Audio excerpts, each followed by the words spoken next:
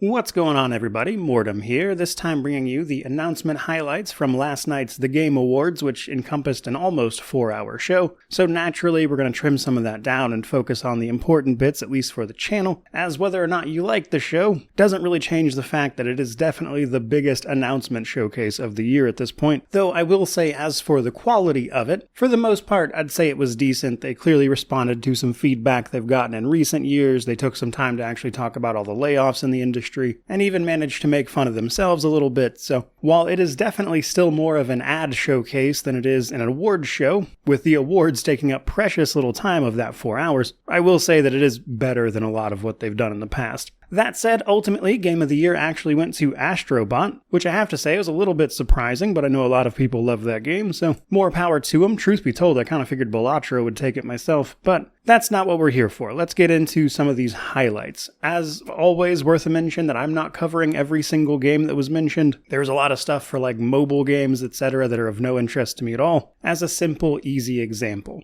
Kicking it off right away with a trailer for Shadow of the Road, which is an upcoming samurai CRPG published by Owlcat Games, which received a short trailer showcasing some of the yokai and enemies that we'll be facing in that game. I love CRPGs, looking forward to that one. Still a little early days though, not much more information to go on. Then we have a DLC that was announced for Dave the Diver, a very popular game. The DLC is set for, I believe, late 2025, and looks to be jungle themed. Following quickly on from that though, we have the announcement of Thick as Thieves. This seems to be like a co-op extraction type thing, but where everyone is a thief and your goal is to steal something and then get away with it in competition with several other people playing as thieves. At least that was the gist I got. No word on any dates or anything like that. This was just an announcement, so it looks like it might be a little early days there still. Then there was the announcement of Midnight Murder Club, a multiplayer FPS title that seems to play around a lot with light. Most of the mansion in which the game takes place is pitch black, but you have a flashlight and a revolver. A lot of rounds seem to be utilizing tracers, so light and location plays into a lot of this one. It looks like they will be having a planned release of February 2025, so shouldn't have to wait too long to play that one. This looks like a fun game to play with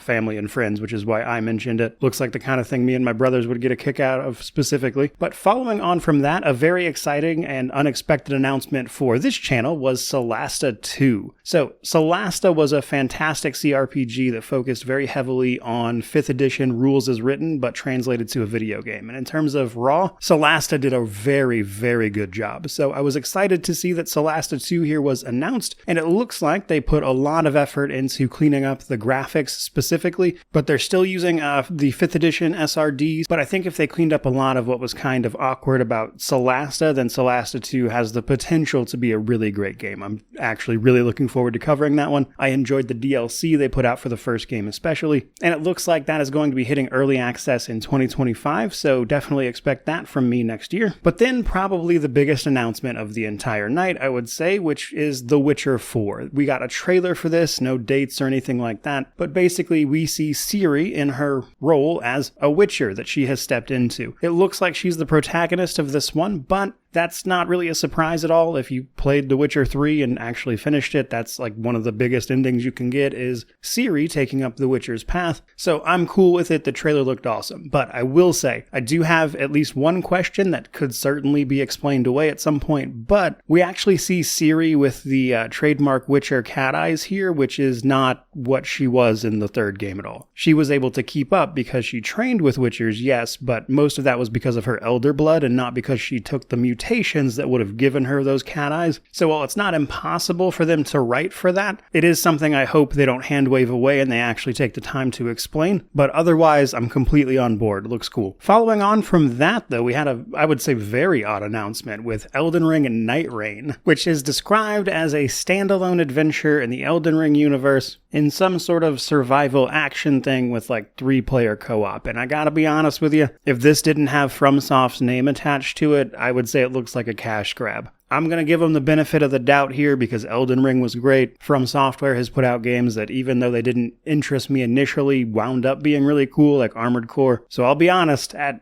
a cursory glance, this does not look good to me. but I'm willing to give it a try. Gonna have to see how that pans out on that one, though, for sure. Then we had the quick announcement that Final Fantasy VII Rebirth will be coming to PC on January 23rd, right around the corner, which is yet another reason I need to get around to checking out the original remake that they made and then Rebirth. I heard Rebirth was great. A lot of people really enjoyed it, but this is a PC channel, so until that stuff hits PC, I don't usually bother. So hopefully I'll be able to make some time for it now. And then we got the showcase for The Outer Worlds 2 from Obsidian. Because releasing Avowed in February wasn't enough, they're also going to be releasing this game in late 2025, doubling up for the year, and The Outer Worlds 2, of course, being the sequel to The Outer Worlds, but bigger and better. It has a lot of the trademark humor from The Outer Worlds, and it looks like they really just tried to expand on that first game a lot and really flesh it out. And as a little nod to my own review of the game, when I initially reviewed the original Outer Worlds, I mentioned that you couldn't throw grenades, but they gave you a grenade launcher. I thought that was funny, and they actually went out of their way to show you that you could throw grenades in this one, so that was nice to see. Again, looking forward to it. I know opinions are split on The Outer Worlds, but I mean, that game was received very well. I enjoyed it a lot, and while it, certainly wasn't Fallout New Vegas, it was a lot of fun, so we'll see what they managed to do with it. Then there was the announcement of Split Fiction from the developers behind It Takes Two. You will be once again involved in a sort of co-op adventure here where you take two people through some just craziness, honestly. And it looks like they're shooting for March with this one, so we don't have to wait too much longer for this one either. But I did want to mention something I thought was really cool. You only have to buy one copy of this game, and then, somebody can just play it with you. So even though it is like a co-op thing, you only have to buy that one copy to actually get the experience, which is obviously good in a game like this. But I know a lot of people loved It Takes Two, and this looked pretty neat for what it is, but not sure I'd ever manage to get through it with the co-op. Next up, though, we had the announcement of Killing Floor 3 coming March 2025. And also has a current closed beta. I know a lot of people love Killing Floor, so I wanted to mention that one. Probably not something I'll play personally, but still. And then there was Steel Hunters, which looked like an almost Transformer-esque video game where you'll be battling these giant mechs, which looked like a lot of fun. And from what I understand, they have a current beta that is going on December 12th through the 22nd, so if you go to their website, you might be able to join the PC beta for that if you're interested. Next up, we had the announcement of Blackfrost, The Long Dark 2, the sequel, of course, to The Long Dark, which is a survival game that was well loved. Love the art style on this one, thought that looked really cool. I will probably check this out at least a little bit because it comes to early access all the way in 2026, so it looks like we're pretty early on the announcement of this one, but when it drops, I think I'll definitely be checking that one out. Looks pretty cool. Surprised they announced it so far away from the planned early access, though. Then we have some Borderlands 4 information,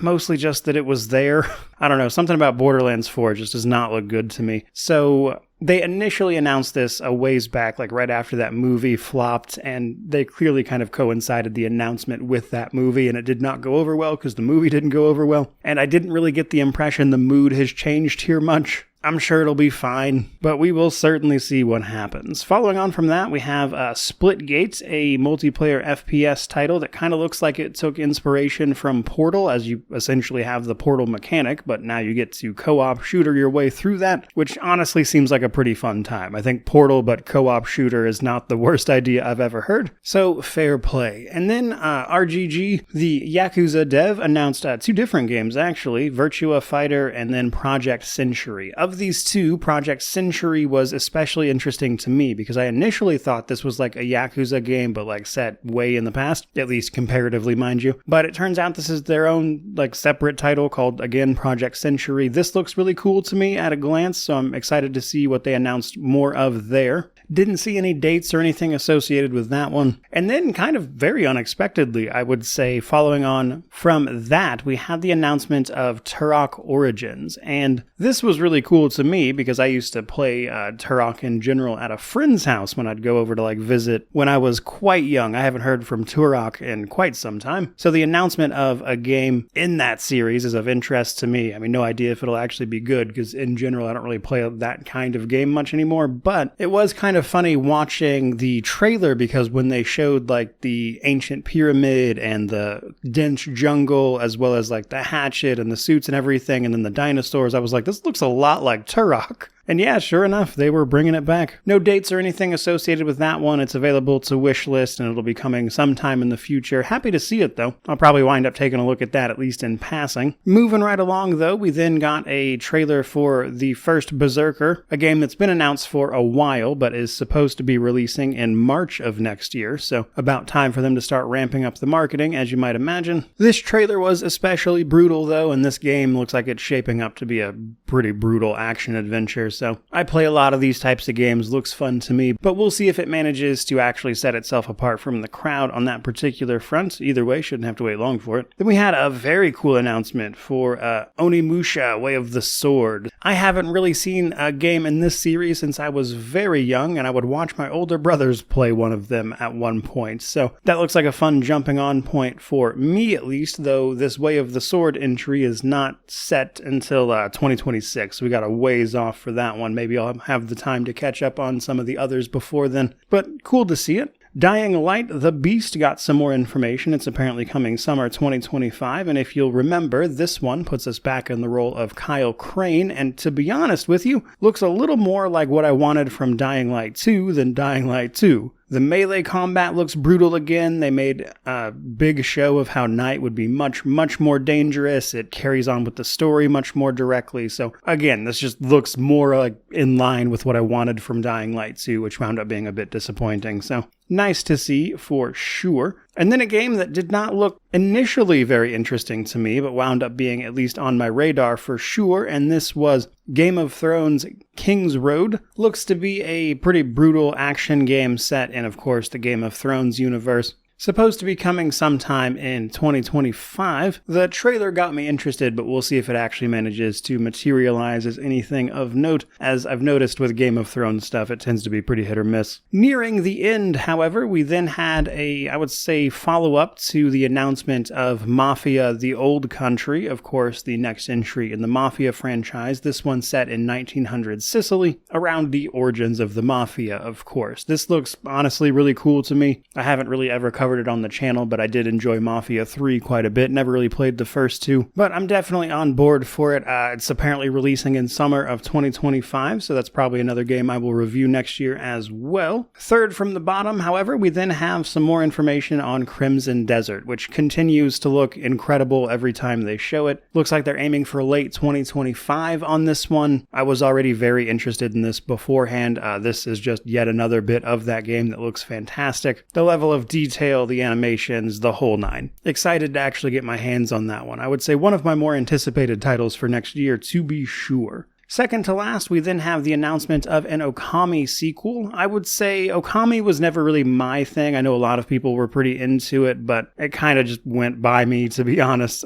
They didn't show too much here, more than just the announcement that it was being made, I suppose, so time will tell on that one. Thought it was neat, though. And then that brings us to the final big announcement that they made a big showing of, and this is a title called Intergalactic from Naughty Dog, their new original IP. Gotta be honest with you, this one did not look like it was for me. It honestly just looks like a mashup of just too many things. It's like 80s cyberpunk type stuff. There's clearly like a big space element with this whole like retro futuristic thing, but at the same time the ship you're flying is just using the name Porsche. And then they actually show a tiny bit of combat at the end, or at least I assume it's gameplay, where you're fighting some robot thing, and that looks decent enough. But personally, I'm not sold on this one. I would have to see a lot more until I was on board with it. It might turn out to be really fun, but this trailer just wasn't for me. But that is pretty much everything of note that I saw during this 4-hour show, though it was a very extensive show and there were plenty of games mentioned that I did not cover, mostly mobile game stuff and then just little titles that weren't of any interest. But naturally, if you want to talk about any of that, by all means, drop it down in the comment section below. Let me know what you think about these titles and more, which of course means to like, comment, subscribe, all that YouTube jazz. But regardless of any of that, truly, just thank you so much for watching. I really do appreciate it. May you wander in wisdom and have an amazing day.